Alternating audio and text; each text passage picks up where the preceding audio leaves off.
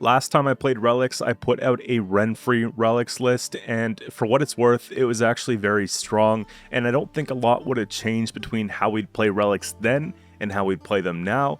There are a couple reworks, so Morvid got a bit of a rework here, well I should say a pretty big one, and then we have the Fiends that got a rework, which is beneficial for this archetype now instead of Death Wish. Now, it wasn't enough for me to go back and switch 2 cards and call it a new deck guide. I wanted to try to do it without having to play Renfri and having that crutch, right? Because you could pretty much make Renfri around any archetype and make a deck that's kind of strong. Now, I tried this over the course of a few days. I'm a little late on the video because I was trying to get this just right. And I think that this is the best way that I was able to put it together, okay? So what we're going to do is go through the list, and then I got 4 games with commentary for reference so you guys can see how it rolls out and what to do in certain matchups. Now, one thing, I mean, Triss Meteor Shower, I know it's a pretty boring card, but it just makes sense in a deck that has so many high base powers. Of course, we put this on range, boost all allied units on a row by half their base power, and you'll see why it's even more effective as we get through the card list. But this card here can play for about 40 points, so boring or not, if you want to make Relics competitive, I believe you need to have Triss Meteor Shower right now. Okay, we have Mamuna, which is more of a consistency play in this case. It's going to allow us to pull a card from deck, help with the thinning without using conventional tutors like, Neuromancy and not really getting any points out of them. Decks these days in Gwent are getting greedier and greedier, and I'm finding in my guides I'm using less and less of Neuromancy, unfortunately, but it's just the way that it goes. Now, with this one here, banish a bronze unit from your graveyard and boost self by its power, then summon a copy of it from your deck to this row. With Sabbath, you can play the copy instead. So what we're looking to do is if it's round 1 and we play a Lesser Witch from hand, we have the ability to go ahead and then banish one from grave and then pull out another one from deck. And if we have Sabbath, we could play it, which triggers the bonded ability, which is very interesting. But that's not really the best case in most cases, right? That's just if we want to get thinning early on, we have it, we want a little bit of tempo. We could take the Fiends, and if you're opening up with the Fiend, you're just summoning this from deck. Mamuna into a Fiend is 10 points, plus this is 18. Huge swing. If we're going to play more on Sabbath, though, we don't really want to take the Fiend route. We want to take the Gan-Cian, right? So we can go ahead and consume 1, and with this one here, increase the unit's base power by 2 for each adjacent relic. So if you put this in between 2 different relics, right, then it's 9 base power. So the one we banished from the grave would be 9, putting Mamuna up to 11. And then if we have the Sabbath, we can go ahead and we could play that copy from the deck. We want to play it so we don't summon out of 5, okay? And then when we play it, we can get another 9. So that would be the most effective way in a short round to use Mamuna, just to maximize the points. We can also look for the Witch Apprentice, really good card if left unchecked. So Sabbath at the end of your turn boosts self by 2, so 2 points per turn, engine at 5 per vision. It's pretty scary, right? So we have these options available to us here. Something I want to touch on here, I'm glad I got a premium because now the card just became very good. At the end of your turn, while in hand, deck, or graveyard, increase own base power by 1. So Morvid is actually something that you can put in just about any deck for monsters because there's really no synergy with this archetype specifically, except for the tag, right? You could put this in Kelly, you could put this in whatever you want to do, okay? But usually it's going to play for somewhere around 17 points because, we have every single turn of the game, right? You play this last. Now, it's one of those cards where if you don't have round control and your opponent goes last in a round 3 and you put this down, it could get removed, okay? So in some instances, maybe you take Ozroll and you try to play it early and then you just consume it from grave later, but it will often see a heat wave anyways, so it's not always applicable. I had Ozroll in the deck instead of Knickers for a bit, but then I found I wasn't drawing some of the cards I needed, so I took it out and I decided to be less greedy, okay? So just some food for thought, some ideas that you could do there. I think heat wave's just important. Some people like to use Geralt in theirs. If I were playing Renfri, I'd probably use like an Igni or something like that like before. but I think that this just works fine. In fact, you probably wouldn't even have room for the Igni if you put Renfri back in, because you're basically losing the 12 provisions now to incorporate more of it, so it gets tricky there. But you know, Igni or Karathi Heatwave's fine. I like the flexibility of a Heatwave. You can never go wrong with that card, so we have it there. I have Royal Decree, play a unit from your deck. So the reason why I have this is because we have a lot of units that drastically change the outcome for us, and we want to make sure we pull them, right? Huge plays. If we don't get them, we just lose, okay? We rely a lot on the bronze end in this deck and relics in general, but we do need those finishers. So with something like Decree, if I have one of the unicorns in hand and we need to get the other one from deck, we have the ability to do so. I'm about to sneeze. Give me a second. Jeez. Okay, back. So yeah, if we want to get a unicorn from deck, we can just go ahead and pull one from deck, which then will allow us to play the other one from hand, and then we draw a card after the fact. So we got to keep that combo alive, right? But otherwise, we're going to be looking for these types of plays with the Decree. I have Toad Prince here just because it's such a good card, right? Especially if you're playing against, let's say, Symbiosis, and you see an Elven Seer out there for 4 points. That's probably like the best thing that you can do is just eat that up, and you're denying like 20 points plus. So really good stuff here. We have the 1 thin, we have the 2 thins, we have the 3 thins technically with these ones here. And I like how the unicorns actually proc the self-eaters, and we'll get to this in a second. But there's the synergy there as well beyond just thinning. And yeah, so we got this one here as well for thins. So we're looking at 1, 2, 3, and 4, which I believe is pretty good overall. I don't think you need more than that. Otherwise, you're putting too many provisions into thinning and not enough into maybe the actual play of the deck. So we got that there. And I have a lock because, you know, we don't have a lot of control, right? I have a possible 6 damage on the Chironex if played second. And then I have the Toad Prince, which would be at 4. We've got the Heatwave. And really beyond that, not a lot. So the Doregare comes in just to deal with the threat. One of those, if left unchecked, we lose the game type situations. And let's say we've already spent the Heatwave. It's a last resort, which I think is pretty fine. You know what I mean? So we have the Doregare in there. Self-Eaters, we can half this unit's base power, then spawn a copy of the same base power on this row. Whenever you play a relic, increase this unit's base power by 1. So basically, this card plays very similar to Intriga Larva, but instead of a thrive, it's more like when you play a relic, it thrives. That's sort of the idea. And it doesn't thrive as in boost, it's just the base power that increases.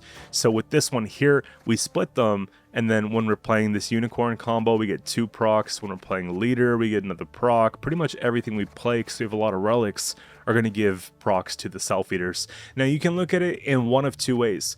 You can keep splitting the self-eaters and go wide.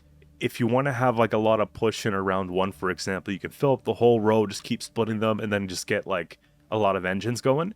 Or you can use it for more of like a carryover approach and just don't split it at all, and just, you know, keep letting it grow and grow and grow, and maybe that could be your Mamuna target for later. So, or just it plays into Triss a bit better because you have one of these at like 8 or 10 power.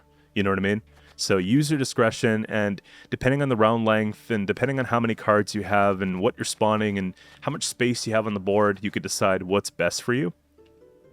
Also, how much control your opponent has. If they have a lot of control, you might not want to split, because when you split, it gets easier for them to chip away at your combo anyways.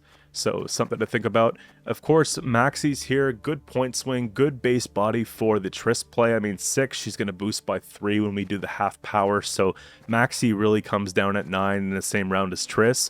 And she allows us to look at our deck in order from top to bottom. And if we don't like what we see, we can click something, move it to the bottom of the deck, and shuffle the deck, okay? So it really helps. Let's say these 3 are at the bottom of the deck and this is like in the middle.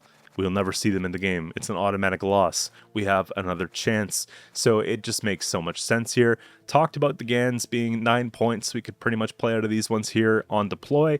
And then, of course, just crazy engines. Now, to go with some of our combo here, I have 1 Megascope. I had 2 Megascopes before, but what I found is late game when I was going into unicorns, I was often drawing a Megascope, and I was pretty upset about it because we don't want to have a Megascope in a short round 3 with gold cards in hand. So 1 feels good to play early mid game, 2 was just greedy, okay? And we'd be taking Megascope on either the Witch Apprentice, we could take it on Self Eater because it's actually a very good play, or we could just take it on the Fiend, right? Because 8 for 4 is very good. And why don't we just make 1 more of those, you know what I mean? The only pitfall is that this will obviously take up 1 spot on the row, which is not ideal for the Triss, but you would maybe just do this in a round you wouldn't intend on Trissing anyways, like a round 1 or a bleed round 2 into one of these. You see, there's a lot of options, okay? Now, Spores is a flex card. If you didn't like Spores, you can go ahead with maybe Vial of Forbidden Knowledge if you want to see what they're playing as well, potentially. You can go for Red Haze if you want to just mess around with control a little bit more. You can go for something like Mahakam Ale. I mean, really use your discretion. Do what you think is right. Some people like to play Fortune Teller. I mean, I'm not going to stop you there. I just think Spores is really good in the Symbiosis match because they go so tall, and I know that it's going to be consistently playing for a decent amount of points. Also, if you're playing against like Enslaved 6 and they put down Torres for like 20 points, you know, that's a pretty good reset in its own. You know, there are a lot of different decks that you can benefit from playing Spores, okay? And it just looks cool to have organic cards coming out with Relicts, okay? That's pretty much it. So, Fiend is interesting. So, decrease own base power by 1 for each unit on the opposite row. Before, it used to boost all Death Wish units in your hand by 1. And it used to be, I believe, 3 base power. And you'd consistently play that card for maybe 6 or 7. But it didn't really make it into more modern Death Wish decks, so that's why I got the rework. But what you want to do with this one here is, if you go first, play it first. If you go second, just play it on the opposite row of where they played. What gets tricky is if they could put units on both rows at the same time, which immediately gets rid of the value for the Fiend. So careful on that one here. For that reason, I don't like holding 2 in hand, just so that the opponent doesn't have a chance to take away value from them. So I usually like to have 1 in hand plus a scope, and that seems to be the best way to do it. Okay? Now, Lesser Witch is pretty cool, so talked about it. When we deploy, we spawn a base copy of Self in the graveyard, and when it's bonded, spawn a base copy of Self on this row instead. So basically, the first one plays for 5 points, the second one plays for 10 points, which I guess you could say like 7.5 points per each. It's not bad, but it gets bodies on the board, and the bodies on the board part's really the plus, right? We want to set it up quick for the Triss. In previous versions, I had Mushy Truffle, which you can do, right? It's just, in this case, what do we cut for Mushy Truffle? If Morvid wasn't a thing, then I'd probably put Mushy Truffle back in. But Morvid's a thing now, and I just feel like we don't need it as much. And if I wanted to play around with the bonded, I could very well, I don't know, just use scopes or just, yeah, I don't know, it's just tough, you know? It would have to be like Mamuna or just drawing these organically, and I think that's enough for me, you know what I mean? So there's those, and then of course, the classic duo, a Squirrel and a Peller, right? We want to make sure that if someone poisons our unit that's like super tall, we can purify it. We want to make sure we get around a defender, so we're not wasting our 1 tall punish, basically, on a defender. We want to make sure that, you know, just if something has resilience, we take care of that problem, like a lot of stuff like that. And then Squirrel, of course, for echo cards and all that stuff. So I'm talking about the Oneros, I'm talking about the Amphibious Assault, I'm talking about Delirium. Since Delirium got the rework, there's a lot of stuff that you want to get rid of, or just units that are reoccurring later, okay? So one question I'm probably going to get in the comments, and hopefully someone can timestamp this if someone asks, but Incubus. I didn't include Incubus in this because all of my experiences this patch against other decks using Incubus, if we don't have Operator, we can't really set it up properly to pull out like a Self-Eater and make it make sense. So with the Incubus, you're often pulling back a 5 provision engine that is good for the opponent because maybe they don't have a 6.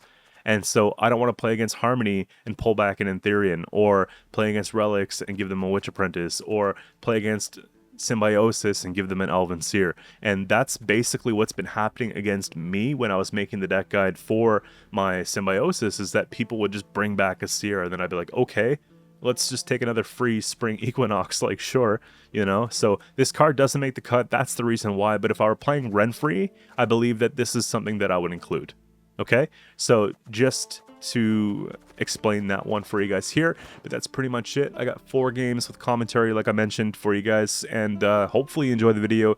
Give it a try if you want to play Relicts, and I'll see you very shortly for another one. Alright, first up here we have Scoia'tael, Nature's Gift. You've probably seen this one 100 times this season already.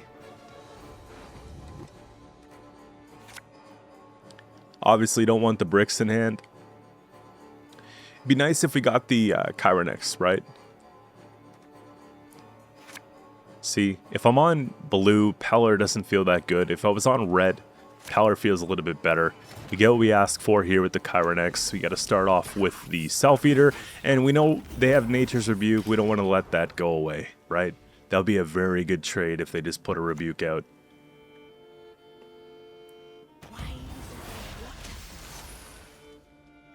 Couple things. Do we lock that, or do we just kill that? Oftentimes, I feel like she's not the big threat, and it's the Seer that's the big threat. And because we have limited removal, it almost feels like we have to wait. But just letting her sit, I would say feels pretty bad. At least we're taking an engine and we're just going to play into that whole combo instead.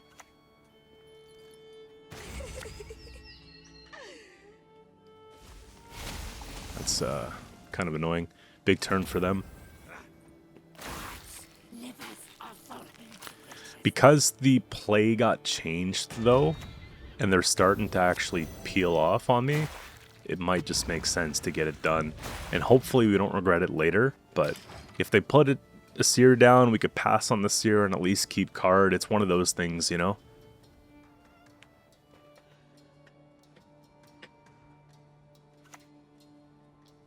Just gonna try and pour a coffee in the meantime.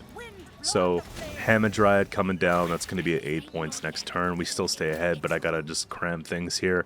I don't mind playing one of the Lessers just because it's a good proc on all the Self-Eaters, right? 5 points by itself, but when you got 4 Self-Eaters on the board, it plays for 9. Then Good Boy comes out here, and it's looking pretty proper. So, I'm going to go ahead and take that with Toad.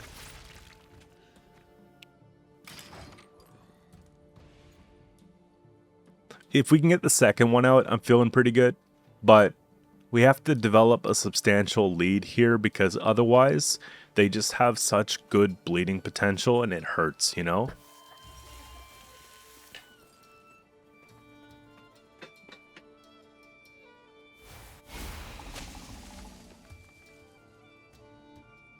I think, yeah, you'd want to take out that guy for sure. Now, Modern Gwent, we're really not that ahead by many points. I have room to take Maxi here. We stack because Triss might actually be an option.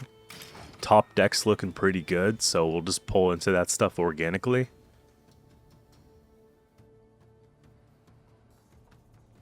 And we've got room. Definitely got some room here. That puts him at 47. Okay. So if I take Squirrel, it allows me to get rid of the, there it is, Equinox. And then if they continue to push, I have some reach with the Gan. And then if they push even more, I have big reach with the Triss. Now the Triss would be our last case, you know what I mean? We don't want to just spend it. Because it's a big play for me, right? Yeah. One tall punish is all I need to get rid of that stupid thing. If I had my spores, it would be nice.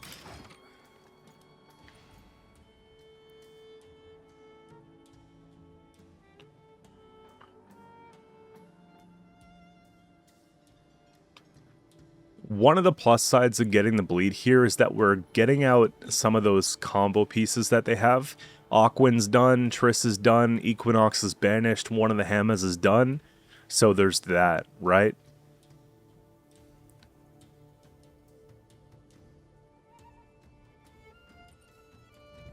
The tough part is trying to bleed into round 2 and get out their Simlas and not lose card. But if we lose card, it might not even matter that much. So we get a Protector as well. You like to see them take it for a Bountiful instead of a Spring. And obviously they see the Triss coming, but it's something that I have to do because if I go for the lock here, then I'd have to use Leader. So I think we just take Triss. And it should just be enough points to carry me out to at least a pass. Now, I'm not saying that we'll win the round at this point, but I do know that it's probably one of those things where we got to get out. And so they take a pass here. That's fine. Expensive, yeah. Kind of expensive on the round, but I think it's what we had to do. For them, I think they spent a lot as well, right? They have 13, 2 11s, bunch of 5s.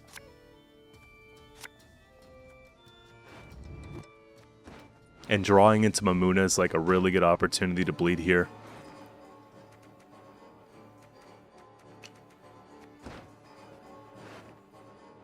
I have the Gans and I have the Lesser Witch for the Mamuna.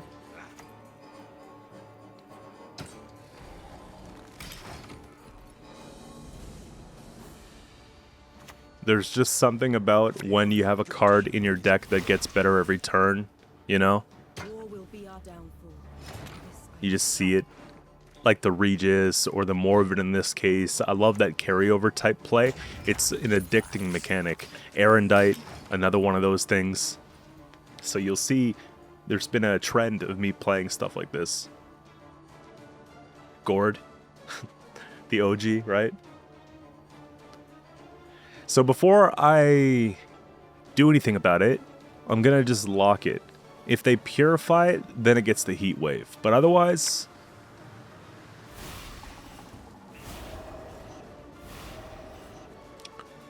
can't say I'm going to play on ranged, but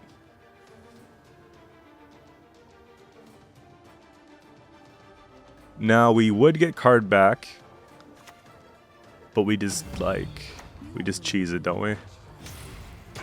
It's crucial not to lose your head.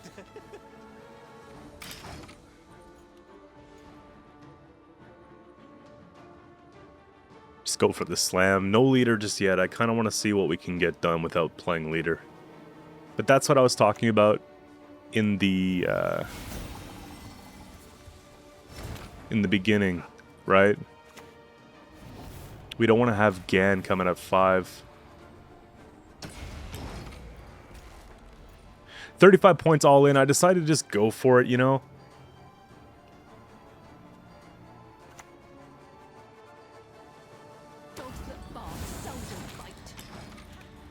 But we would have got 4 extra points, and I just want to point this out if we put down leader before Mamuna. But the objective here was to get both cards anyways, which is accomplished. And for what it's worth, you see here 48 points. 4 extra points on my side does not decide the game.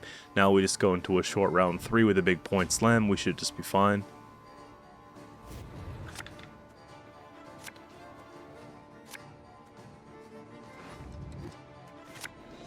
Yeah, we're not pulling off pig. That's not bad. We'll take it on the 8.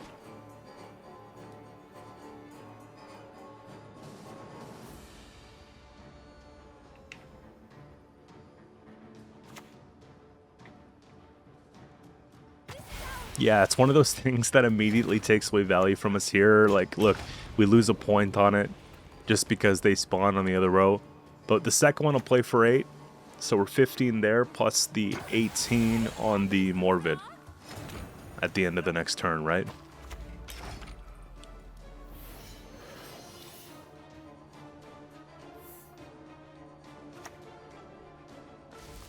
And that's what you got to do. They spent everything, so there's just nothing left, you know? 18, 8, big slam here. We barely get it even. 12 points. Moving on to the next one here, we have Imperial Formation Nilfgaard. And I feel like Madoc specifically is what you're going to see most often. But it's also a possibility they play Renfri soldiers, okay? So you gotta play into both of these ideas when you have this matchup, okay? And you'll know pretty quick what it is. Usually when I see the sunset, I already know it's going to be Maddock.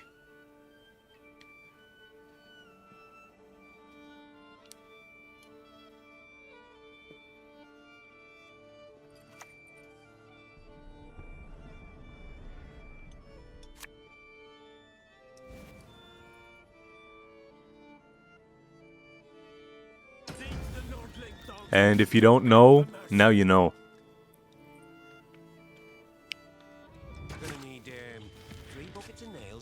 So we gotta get rid of that damn thing quick. Yeah, I'm not letting them copy that and just do the whole thing. Like, yeah, we just auto lose. This matchup is so difficult because we need to get Sabbath, and they have everything to deny us that ability, right? They have bombs, they have just like hard, tall punish, they've got pings that they're getting. Like, it's just ridiculous. I feel like this is likely one of the toughest matches we could have.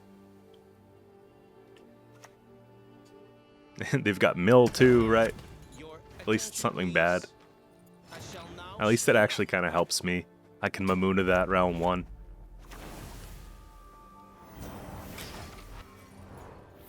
Not much else I really want to boost there. We might as well just try and get out of the round. With the 8 coming down, we're doing alright. And that could just get me the pass. If we want it, you know? There's a lot of ifs. Getting rid of Oniro is kind of nice too. Mind you, they have a lot of thinning already though. It's just maybe drawing the cards when they want. Ramon's at 10. Sappers at 6. Treherne at 8. There's the original Sappers. At least they're getting sort of like a subpar bomb there, you know what I mean?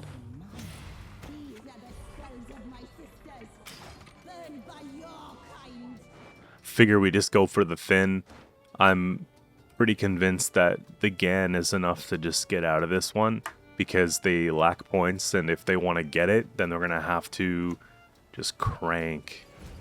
Heavy crank on the leader charges there, right? Yeah, of course. Of course. Why wouldn't they have a haze, right? Watch. They're probably gonna just, yeah. The second someone starts doing this to me, and I feel that frustration, it's my life mission to beat you now in this game, okay?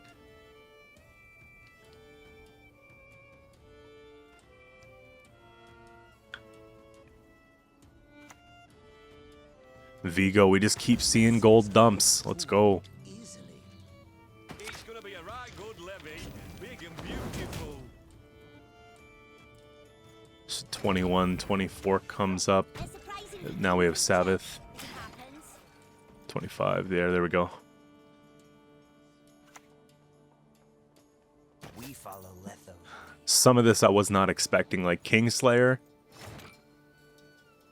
Sunset comes down at 8.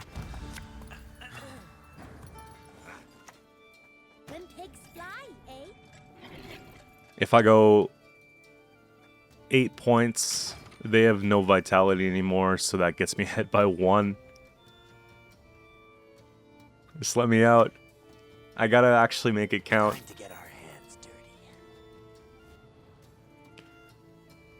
The fact that they're not milling golds, though, is helpful because now we can just, you know, actually pull what we need. I'll take Triss, and then I don't think they have any sort of way.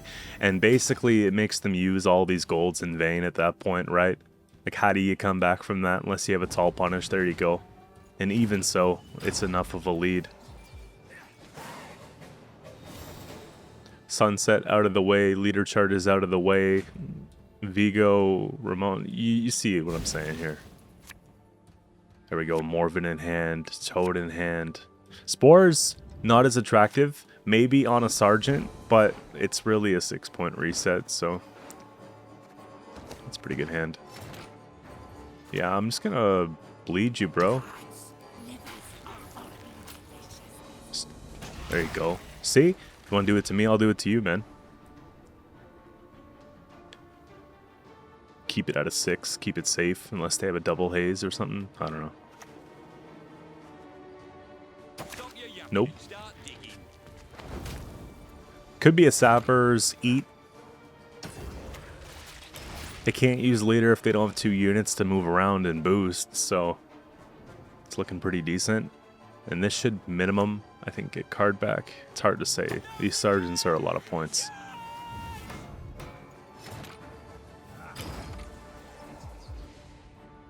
The shorter I make round 3, the more these guys I get out, the less contest that we have. So the fact that I see these 2 going down here means that they have 1 less for round 3, and I have like that little bit of advantage for them, right? So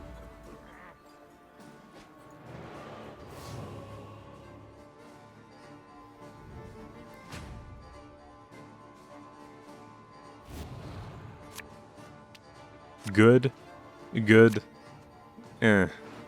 We can get the other one. That's a really good hand. Yeah. Yeah, you just careful what you ask for, you know? Like, don't want to be taking mulligans for no reason. Nice, Letho.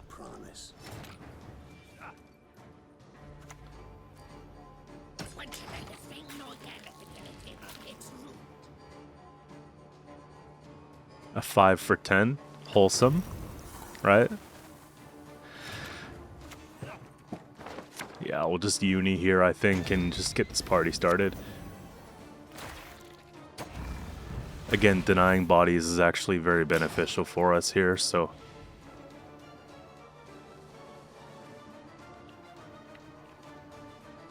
Peller's not what I'd want, but the thing is, the Fiend's gonna come out. Thank you. Just take this because it's safe.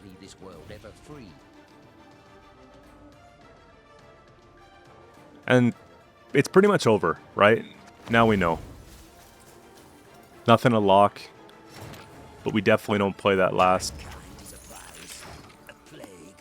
There we go, 19 points on the Morvid for the video, man. The story of how we came back against a thirsty player.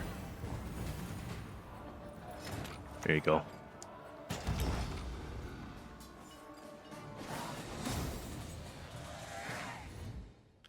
And we have Skellige, Patricidal Fury coming up here. 2 decks going around. There's going to be beasts and there's going to be warriors, okay? Beasts would be Renfri, warriors are going to be heavy into the raid cards.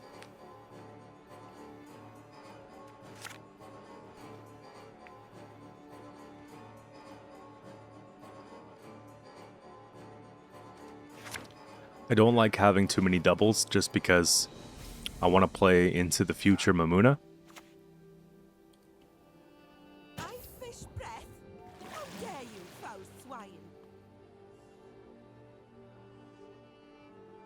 So first glance here, they put down a beast first card. If one can assume, they also have that stratagem for Renfri, you know?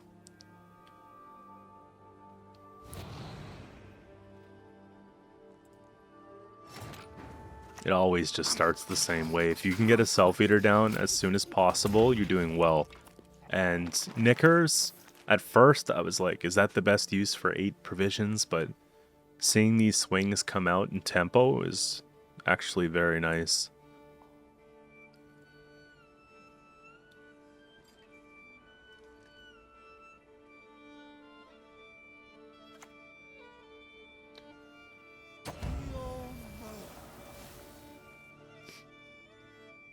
Looks like Renfri.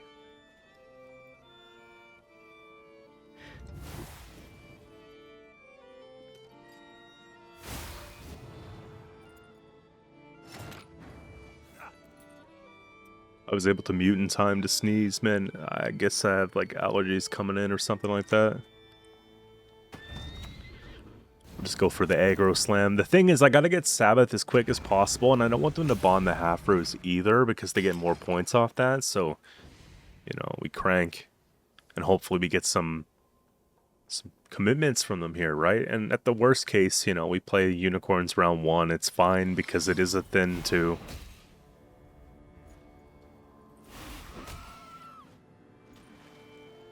Yo, chill, chill.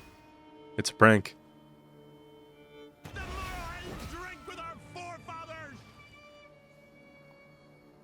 I think we made him panic.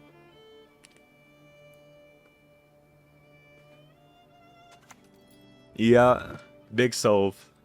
Sov coming down 4, Squirrel.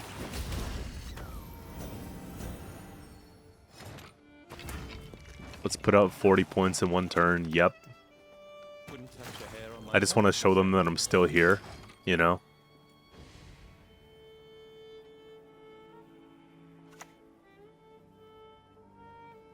It's enough for me to put down a pig.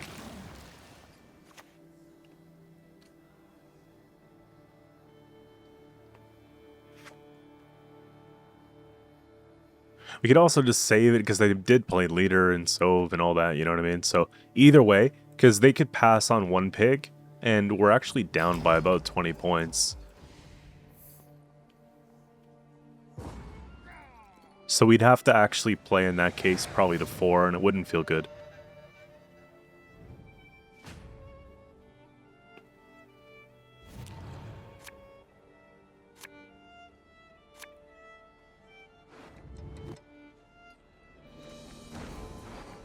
Why are my draws so good? Pretty happy with it overall. Maybe that goes. Yeah, that's a bit better. So, spores for Flaminica in this case, right?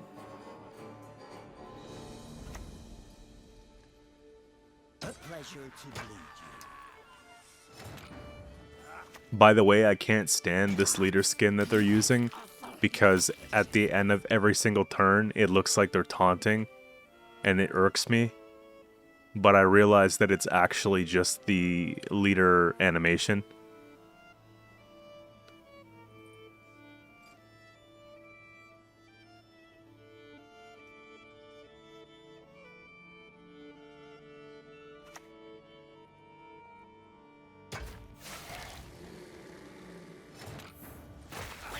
In a perfect world, here we can defend card and put them in a unfavorable position for round 3, but it starts with a few slower turns to get down the engines, right?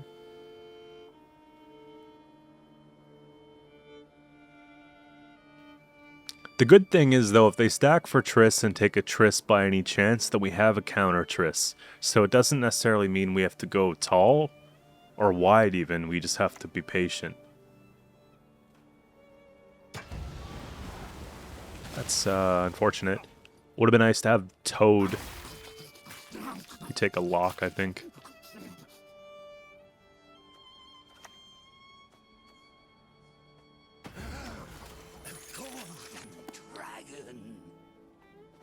Five turns of rain. I kind of want to keep these alive.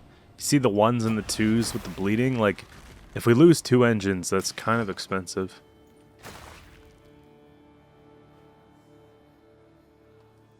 I'm playing more for the split and engine value than I am for the tall self-eaters in this case, okay?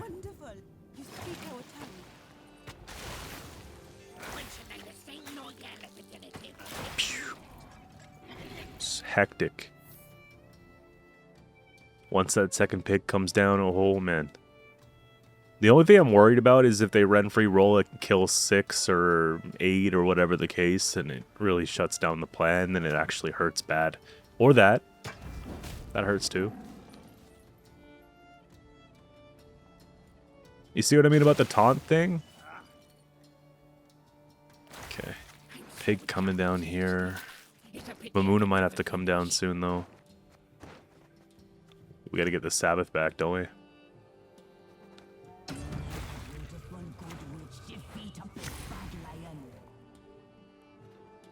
That's how you take a Gan right there. Look at all the points. Just like that, we're back in the race. And you know what? I don't want to have to play 2 stack on the back row with the rain, but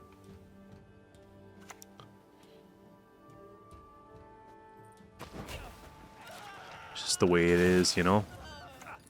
Then take fly, eh? The ultimate relics payoff. What is that, 6 boost whenever we play a relic right now? That's literally 6 points per turn, plus the 2 points off the peg per turn. So 8 per turn, we're losing 4 per turn. We still have engine dominance here.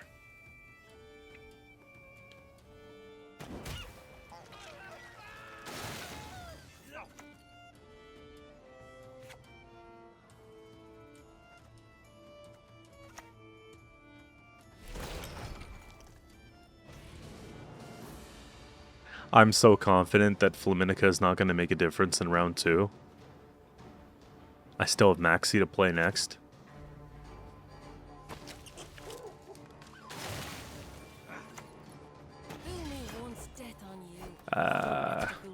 Could be worse, could be better.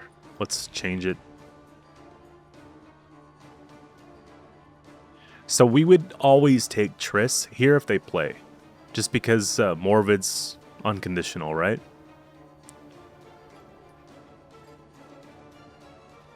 And even if they did... Okay. How can I help? If something dies, we just take offensive and we fine. That's a lot of points, though.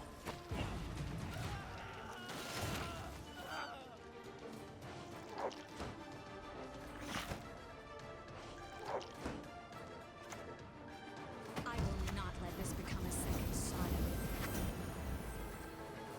Sheesh. Triss and Triss.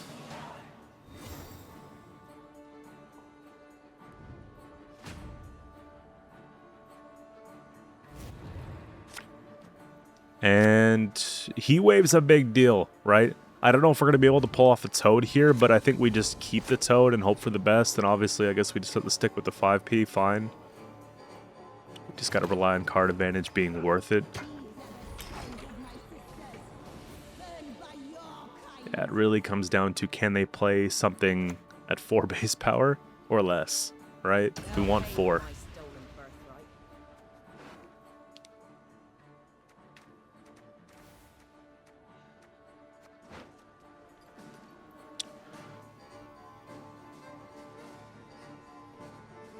They're going to be holding a lot of points for the end.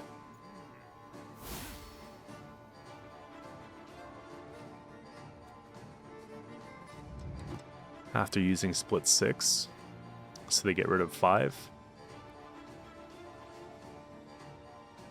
I guess they're worried about us stacking. Wow. So they've got 7 and then 5 on the board, 12 on the board. And I'm pretty much forced to take Toad. On a 1.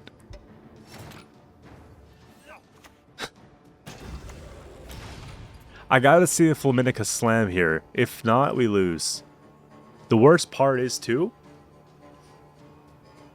if I don't see it here, then I have to play Morvid here and hope that they don't have Tull Punish. But either way, I'm backed into a corner, and we have to just pretend like there's no Tull Punish. And also, if they did have a Tull Punish in the deck and I play Morvid here, they could just find it and swap the Flaminica, you know what I mean, and still win. So it's either they don't have one or they do have one. We'll find out. But yeah, if I Heat Wave a 6 and they play Flaminica, we lose. Just looking at how much it would be worth. I'll play around an Igni at least. I mean, either way we would, but...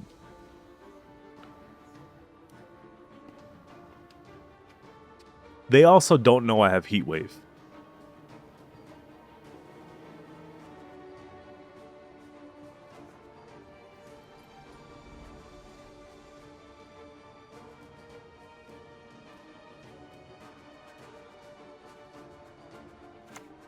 There we go. Big dubs.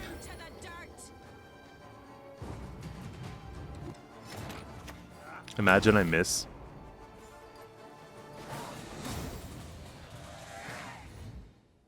Got one more game here, and it's against Imperial formation again.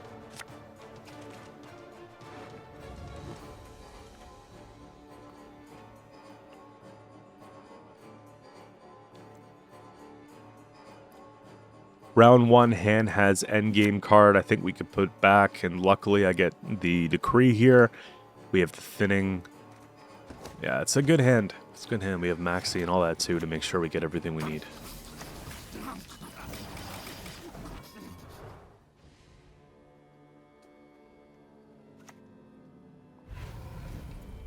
Whoops.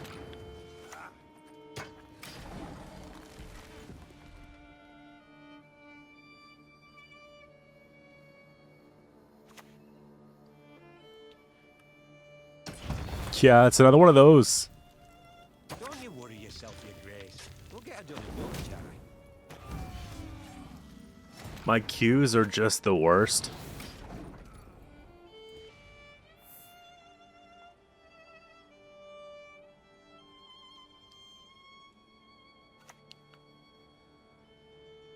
Obedience or the lash. Once round 1 bad.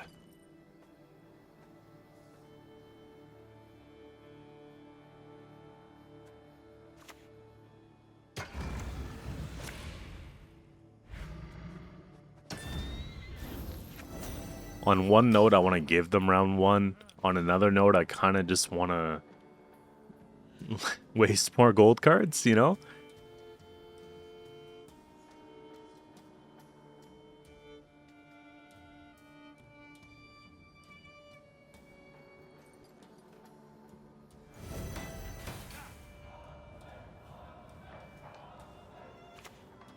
What I like about the unicorns is that you could put them either facing away from each other or facing each other and they both look good. Big and beautiful. It's not like the crones where you gotta pick.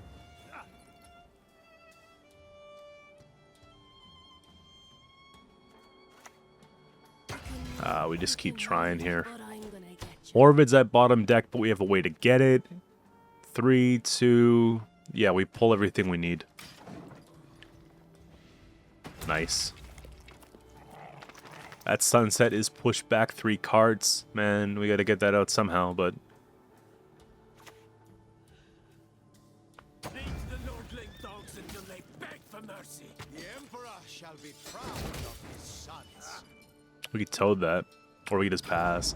At 5 cards, you kind of just want to choose, you know?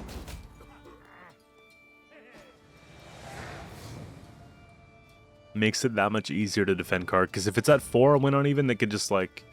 Well, in this case, they probably wouldn't... They'd probably just play in, but you know what I mean.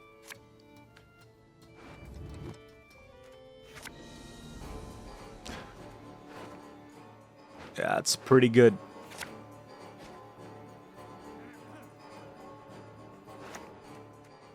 I could do a Fiend Summon here with Mamuna if I wanted to. Yo, thank you. That's why I don't put that card in my deck. I think Garrison with this type of deck, it's not as many points as you'd think. Because that order is really set.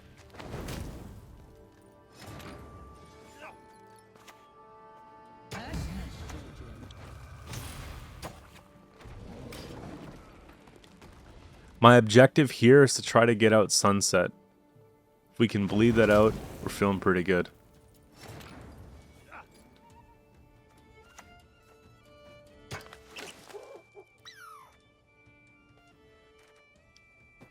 Unless they have a way to put it back, maybe.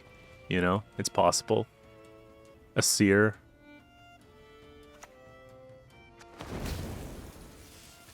There you go. I like how it doesn't even tempo, it just still down by 1. I have space to do this now.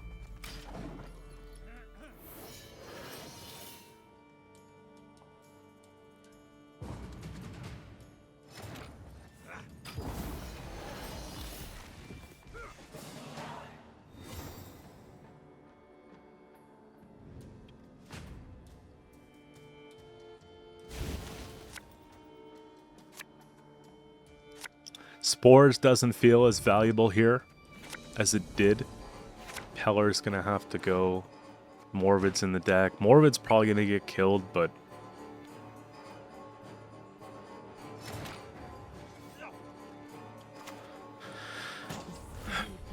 so I think it's going to be leader again, and then trying to get the pigs down as quick as possible. But we might have to play a not defender, but the Doregaray if they have an engine that comes out. Sooner we can get to Sabbath, the better, right? It's crucial not to lose your head.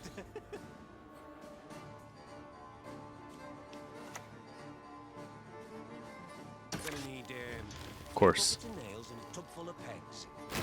I'm playing around Red Haze, I think, from now on. Dragon.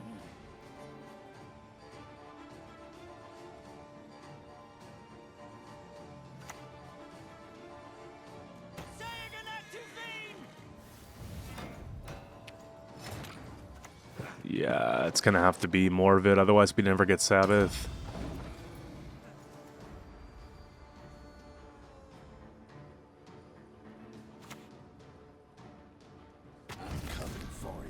This guy probably thought he was gonna get a 15-point Letho.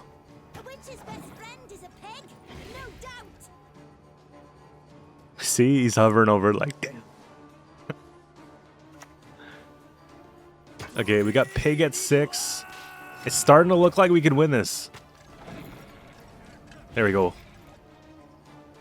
Fly, piggy, fly. Is that the voice line? Yeah. Something like that.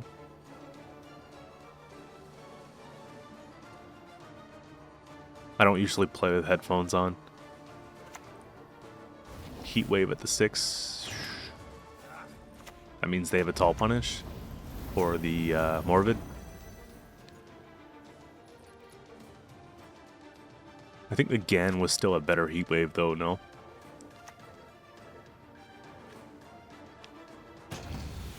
An interesting choice.